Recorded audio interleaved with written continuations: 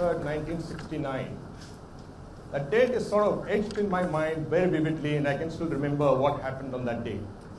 It was the last day of my exams for BSc Physics and Mathematics in Bombay University. I had finished my last paper on that day. I'd done very badly, actually, pretty bad.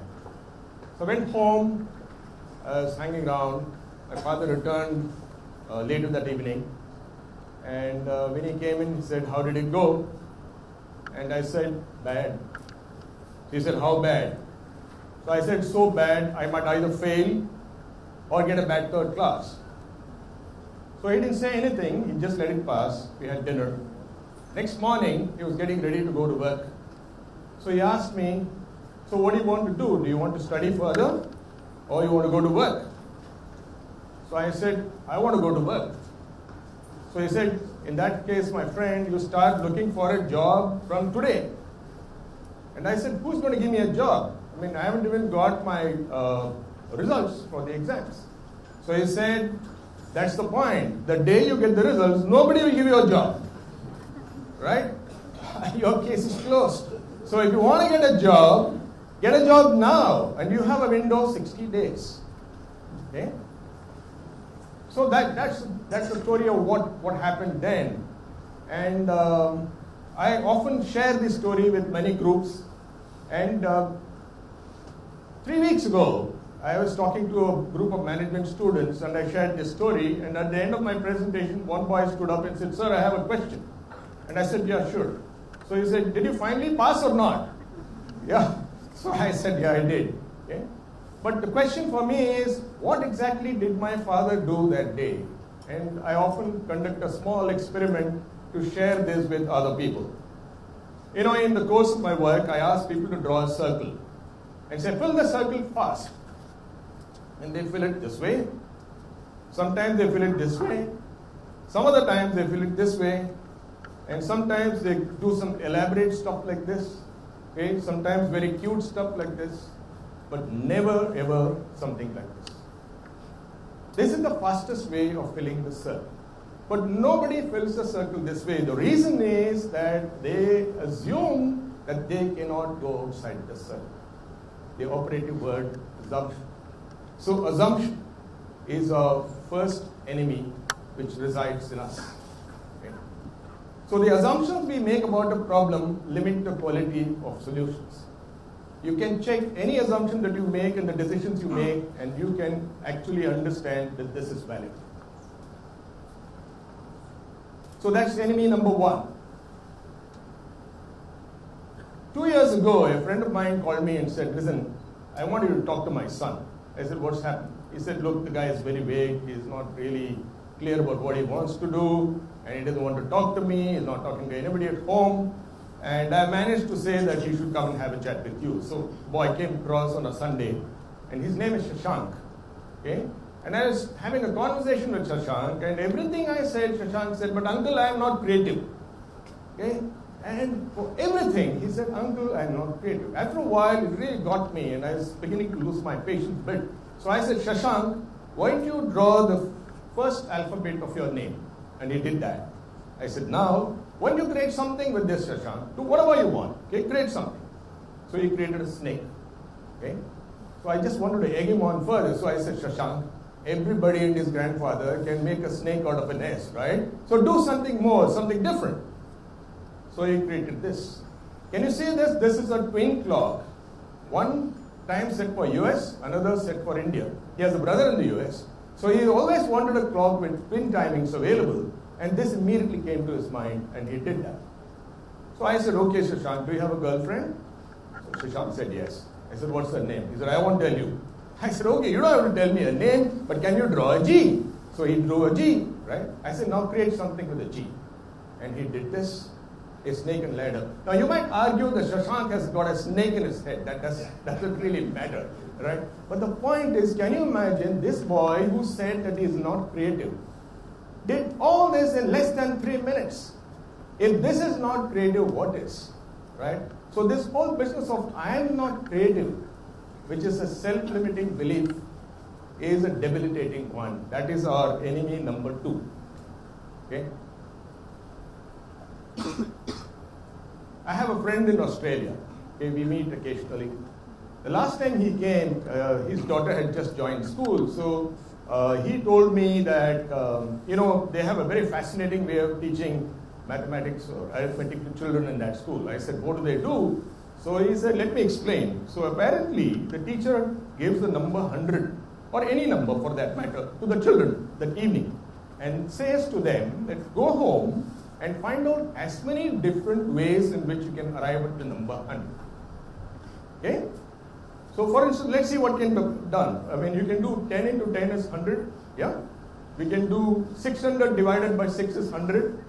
We can do 150 minus 50 is 100. Or we can do 20 plus 80 is 100. We just did 4 ways. I'm sure any number of ways.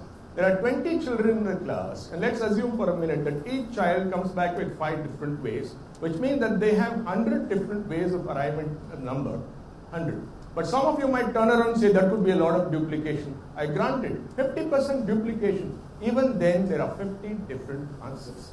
You know what's happening? We are breaking what is called as the one answer syndrome, one right answer syndrome. Now take a look at this for instance. How many uses of a newspaper can you think of? 20 or 10 or 30 or 40? The other day I found on the internet 80 different uses for a newspaper. Can you believe it? Right? This is the whole issue of the one right answer syndrome. I call it the tyranny of one right answer. And that is our enemy number 3. Okay? So there are 3 enemies. The 3 enemies reside within us. You know what they do? They are like viruses in a computer system. What does a virus do? It actually affects the software. It slows down the machine. Sometimes the machine hangs, which is the way in which our minds get stuck. Right? We don't know what to do. When that happens, you know that any one of these 3 enemies is active inside us. Okay? It's the assumption thing, or the I am not creative thing, or the one right answer stuff. Any of these or all of these together are hurting us. Okay? So the next question would be, how do we evict these enemies? These are like guys who come and squatted on our land and are not refusing to go, and it's not easy to get them out, right? So now, assumption. So what do we do with assumption? So here is a thing that you can do this. The way in which you can ask is to ask a question saying, how do you know this is true and what proof do you have? That's question number 1. Right? When you interrogate assumptions, slowly clarity will emerge, and you know that somebody is making a decision based on assumptions which are not validated. Okay? The second is, what if this is not true? In my case, when my father said you go to look for a job now, and when I was saying who will give me a job and I don't even have my results, he actually said, what if it is not true? What if this assumption is not true and actually changed my life? And I'm so glad he did, otherwise I won't be here, right? So that's the question of how to interrogate an assumption. So when it comes to a self-limiting belief, which is debilitating, I'm not creative, I'm not this, and so on and so forth, how can you tackle that? This is what you do. First thing is, don't use the word creative in a conversation that you have with yourself. The word creative creates a stress. It makes you feel really nervous. Okay? Banish the word creative from your lexicon if you can. And then say, what else can I do in this situation? It's so simple, it's so friendly, it's so comfortable. It's a question anybody can answer. So the word creative puts a lot of burden. By putting it this way, what else can I do in this situation? Anybody can answer that very nicely without any kind of difficulty, right? Then how do we tackle the one right answer business? Okay? The thing to do is ask a question, in how many different ways can we do this? In how many different ways can I use a newspaper? And you get something like 80 different ways, right? So here again, it's a very simple, non-threatening way of getting over the one right answer syndrome. The question for us is this good enough? Is this good enough to evict the enemy within? And I submit it is not good enough, okay? And I'm going to close this talk with one story that happened years ago. It's about our daughter. Her name is Pavitra. She's the mother of 2 children. Okay, she and her family, her husband, 2 kids, they're all living in the US, and she's most embarrassed by the fact that I still continue to use this story.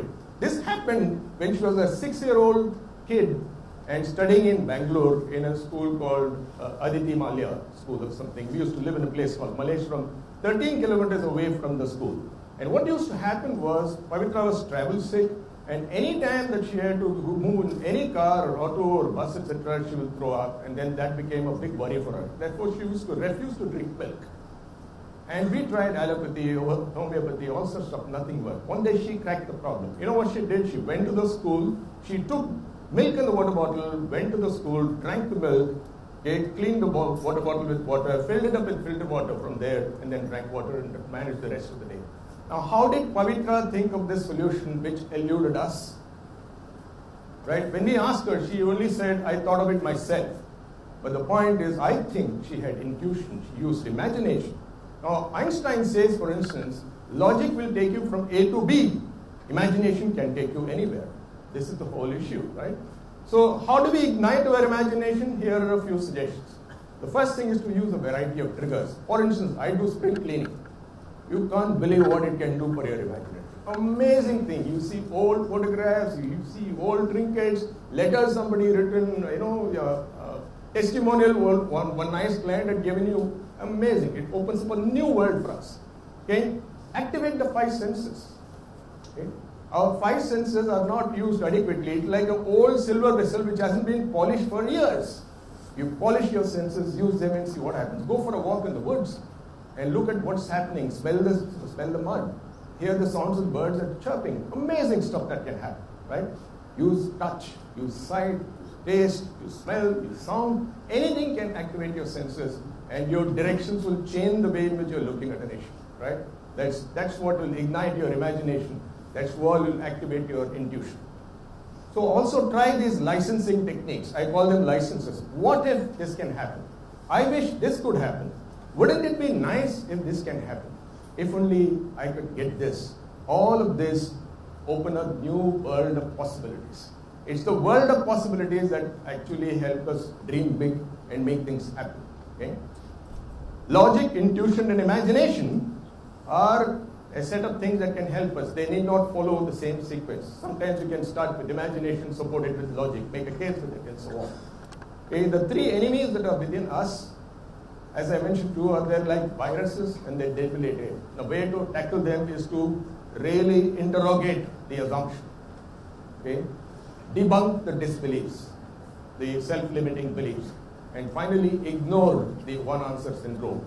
If you do that, I assure you that you will be open to a completely new world of possibilities, and you can grow, you can realize your full potential, and the world will be nothing like that, nothing like that existed before. And I do hope that you will pay enough attention to these 3 enemies and make sure that you give them a hard time. They will have to find a different place to reside and go looking for a weaker mind, because you would have become very strong. I do hope you do that. Good luck.